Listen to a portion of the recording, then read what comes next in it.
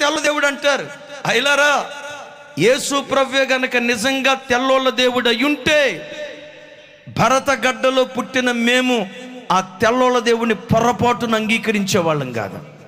నేను అంగీకరించడం ప్రక్కన పెట్టండి, మా కరుణామయుడు దయామయుడు ప్రభుదాస్ గారు వాళ్ళ నాన్నగారు అంగీకరించేవాడు కాదు. ముందు వారు అంగీకరించేవాళ్ళు కాదు, ప్రభు కుమార్ గారి పూర్వీకులు అంగీకరించేవాళ్ళు కాదు.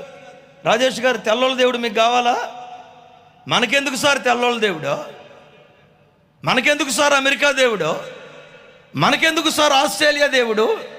మరి యేసు ప్రభు అమెరికా దేవుడు కాదా? నో.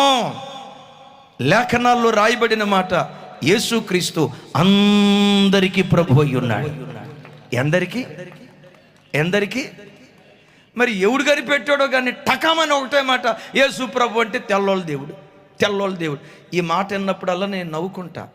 యేసు ప్రభు నిజంగా తెల్లోళ్ళ దేవుడు అయి ఉంటే నాలాంటి నల్లోళ్ళంత అన్యాయం అయిపోయి ఉండేవాళ్ళు. జాన్ వెస్లీ గారి పని కూడా అన్యాయమే. మా ప్రభుదాస్ గారిది అయితే గేటు దగ్గర వికెట్ ఫట్ట. జాన్ వెస్లీ గారు,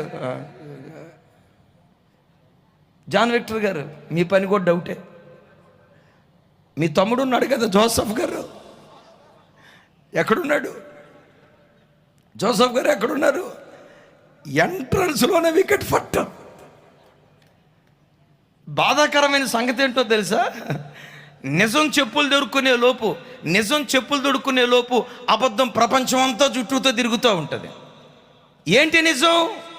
యేసుక్రీస్తు నిజదేవుడు, ఇది నిజం. యేసుక్రీస్తు సర్వ మానవాళి కొరకు తన ప్రశస్తమైన రక్తాన్ని చిందించాడు, ఇది నిజం.